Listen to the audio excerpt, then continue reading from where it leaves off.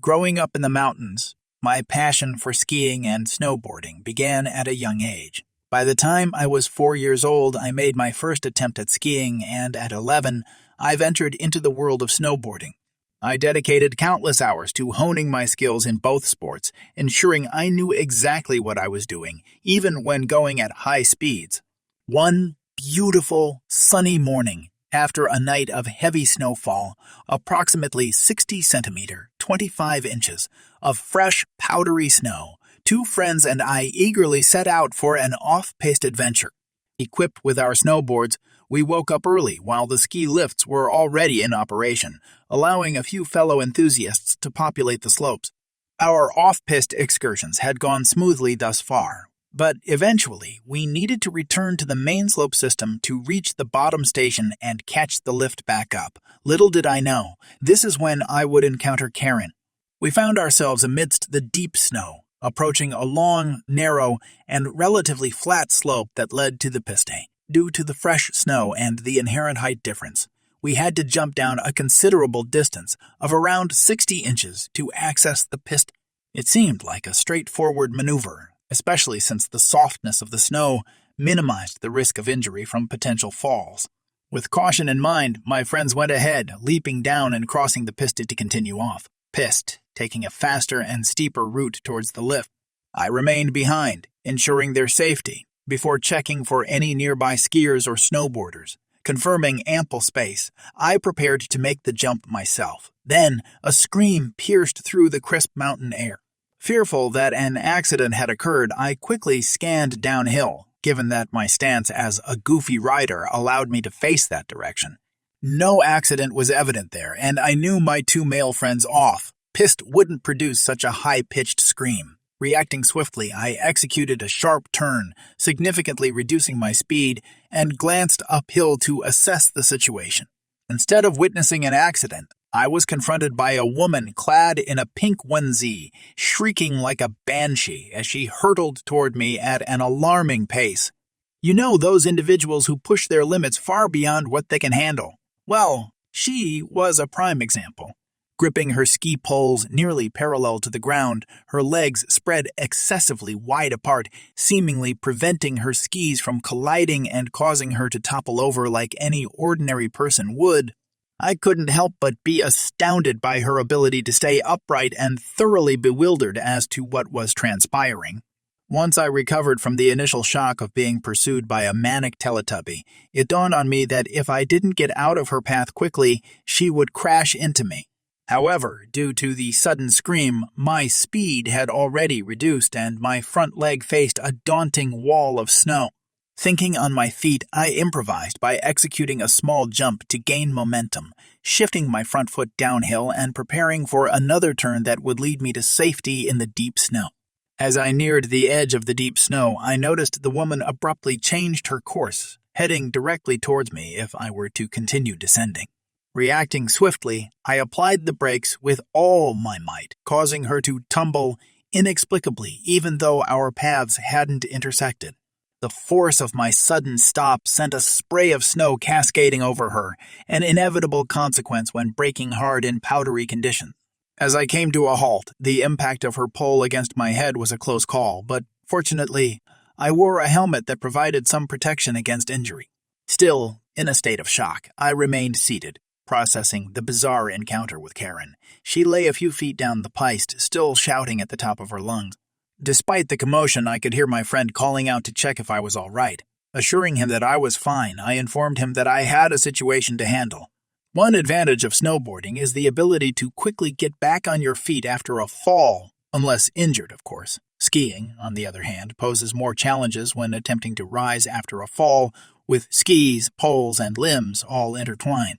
Observing that both of Karen's skis remained attached to her feet, a precarious situation for someone evidently inexperienced, I concluded that she had likely lost control rather than harboring any ill intention. With the assumption that she needed assistance and concern for her well-being, I cautiously approached her. As I neared her, she unexpectedly struck me with her ski pole. Fortunately, it merely grazed my boot, causing no harm. Nevertheless, this incident further solidified my decision to maintain a safe distance from her. Reluctant to leave her unattended, but also hesitant to remain within close proximity, I awkwardly knelt a safe distance away, waiting for her to gather herself and stand up. You may have noticed the absence of Karen's child in the unfolding events. That's because the child exhibited far more sensible behavior than their mother.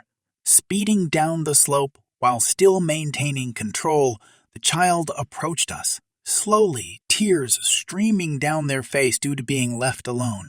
Karen, who had managed to sit upright in a more composed manner after her tumble, shouted at the child to be quiet, which only intensified their crying. This led to a dialogue infused with the child's continuous sobbing in the background. "Karen, it's all because of you. You almost killed my son." Me. "Excuse me, what are you talking about?" "Karen, you're insane. You jumped down from there and almost landed on my son." Me. "You were way up there. If I hadn't slowed down because of your scream, I wouldn't even be on the piste anymore." "Karen, no, it's all your fault. You snowboarder," embarks on a tirade about how all snowboarders are awful and ruthless. Me. "Yeah, whatever. I'll leave you alone then." Karen. "No, you stay here." At that moment, she hurled a series of derogatory slurs at me, including racial and ableist insults. Feeling utterly frustrated and realizing the futility of the situation, I decided to depart. To gain speed and make my way to my friends, I stood up and began traversing a few feet along the piste before veering off into the deep snow. Unfortunately, my plan didn't go as smoothly as anticipated. Almost immediately, I felt a sudden impact on my side, causing me to fall once again, more from surprise than anything else. It turned out that Karen had thrown her ski pole at me. "May, what the heck?" Karen continues screaming about me having to surrender my ski pass. Thankfully, I had reached the edge of the piste, allowing me to crawl the remaining distance, repositioning my board into the deep snow.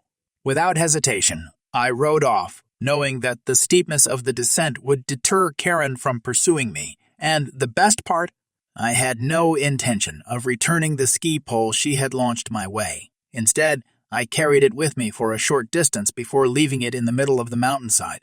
Astonishingly, the pole remained there for several days, a testament to the absurdity of the entire encounter. As a 13-year-old boy who appears younger around 11, I was strolling towards my friend's house in the countryside. Spotting a white Mercedes passing by, I realized that seeing fancy cars was a rare occurrence in this area. I continued walking when the car unexpectedly halted a short distance ahead, and a woman named Karen stepped out. "Karen, what are you doing out here?" "Nee, I'm just walking to my friend's house." "Karen, and where might that be, "Nee, I don't think I need to tell you that." I could sense my response wasn't entirely appropriate. "Karen, why are you carrying a backpack then?" "Nee, it's because my friend's place is about an hour and a half away." "Karen, you're probably planning to steal something or mug someone." "Nee, no, I'm not. Now, please leave me alone." Again, I realized I wasn't handling the situation well. "Karen, you'll regret this. I'm going to call the police on you." "Nee, go ahead. The police won't do anything." "Karen, how dare you speak to me like that, you little idiot?" Karen stormed back into her Mercedes and drove away. Me, well, that's that. Or so I thought. I resumed my walk and spotted the car again, this time with a police car parked next to it. At that moment, the "oh no, here we go again" meme played in my head as I approached the car as though facing the final boss. Part 2. Police officer. P.O. "Hey, you," referring to me. "Please come over here." Me. "Okay, yes, sir." Karen. "That's him. He attacked me. Officer, arrest him." Police officer. "Did you attack this lady?" "Nee, no, sir. She demanded that—" Karen. "Liar. I know you robbed someone." P.O. now noticing my backpack says, "Can I see your bag?" Me. "Yeah, sure." I handed my backpack to the police officer. Police officer. "Do you have any weapons on you?" Nee. "Yes, but only for self-defense in case someone tries to mug me." Karen. "See, I knew you had guns on you." Nee. "I only have a small knife for self-defense." Police officer, please place the knife on the ground. I carefully set down a tiny red Swiss Army knife. Police officer, oh, I thought you had a larger knife or something similar. You can keep it. Here's your bag back, by the way. Turning to Karen. Why did you lie about a robbery? Karen, well, he was going to. Me, I did not. My friend can confirm my innocence. I put my friend on speakerphone as I had been in a call with him the entire time. Friend, if he had robbed someone, I would know. Me, see? Karen, he's lying. Police officer, apologies for the inconvenience. You can go now. Karen, don't let him get away. Karen then scratched me so hard that it drew blood. Police officer, that's enough, Karen. Put your hands behind your back. Karen, why? Police officer, you're being arrested for assaulting a minor, disturbing the peace, trespassing, and assaulting a police officer. Oh, and Karen had 2 warrants out for illegal drug trafficking and domestic abuse. I was outside a restaurant, diligently washing the windows with a squeegee and a bucket of water. The weather had taken a turn and the once snow-covered ground had melted, revealing the frozen garbage beneath. As I picked up the trash, I noticed a peculiar sight. A car repeatedly circling the parking lot, entering and exiting. Curiosity piqued, I continued with my task. Moments later, a server approached me, carrying a cup of steaming hot chocolate. Gratefully, I expressed my thanks, took a sip, and disposed of the cup in the garbage bag before making my way towards the dumpster. However, as I reached the dumpster, I spotted the same car that had been circling earlier. An elderly woman emerged from it and made her way towards me. Her appearance reminded me of the endearing old lady character from the Courage the Cowardly Dog cartoon, as she called out, "Oh, honey, stop, stop, stop!" Bewildered, I looked around, realizing she was heading directly towards me. Concerned, she continued, "Oh dear, if you're hungry, let me buy you something to eat. My son is a cook here and he can prepare a nice hot meal for you." It suddenly dawned on me that she must have mistaken me for someone in need of food. In retrospect, I could understand how she came to that assumption. I was wearing my favorite hoodie, which had seen better days, and I hadn't shaved in weeks due to doctor's orders. The past couple of years had taken a toll on my mental health as I struggled to keep the restaurant afloat. But let's continue with the story. The elderly woman firmly took hold of my wrist and led me towards the restaurant, despite my attempts to explain the situation. Each time I tried to speak, she kindly interrupted me, insisting, "No, no, no, I don't want to hear it. We're going to get you a good hot meal and warm you up." Eventually, I gave up on explaining and allowed her to guide me inside. As we entered the restaurant, the sweet lady seated us at a window booth and said, "Hun, I know you're hungry, but you shouldn't watch others eating through the window." Resigned, I gave up my explanation once again. Marissa, our server, approached our table and greeted me. "Oh, hi, Mr. R. How are you today?" "Thank you, Marissa. Can you do me a favor? Fetch the manager?" I requested. Marissa disappeared into the depths of the restaurant and returned with the manager, who happened to be none other than the elderly woman's son. I smiled and asked, "Could you please inform this sweet lady of my identity?" With a hint of surprise, the manager replied, "Yes, this is my dad. He owns the restaurant." The elderly woman's face lit up as she exclaimed, "JJ, can you tell Mike his mother is here?" JJ promptly excused himself and headed back to the kitchen. As we waited for our meal, the sweet lady and I engaged in conversation, sharing stories about our families. I proudly displayed the pictures of my loved ones that adorned the walls. "These are my 2 brothers, my 3 sisters, and here's a photo from the restaurant's reopening, featuring my wife, daughter, and grandkids."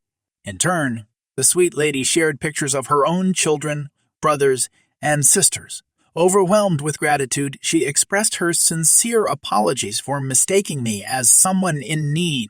I reassured her, saying, "Ma'am, there's no need to apologize. Now, I understand where Mike gets his kindness and big heart. He works diligently and treats me with respect. You should be incredibly proud of him, and he should consider himself fortunate to have such a kind-hearted mother." As we savored our meals, accompanied by a couple of cups of coffee, Mike emerged from the kitchen, signaling the end of his workday.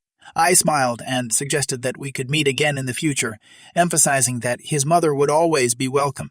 In a whisper, I added, "Your mother is sweet and possesses a tremendous heart, though she can be quite stubborn too." Mike chuckled and acknowledged that he was well aware of that fact.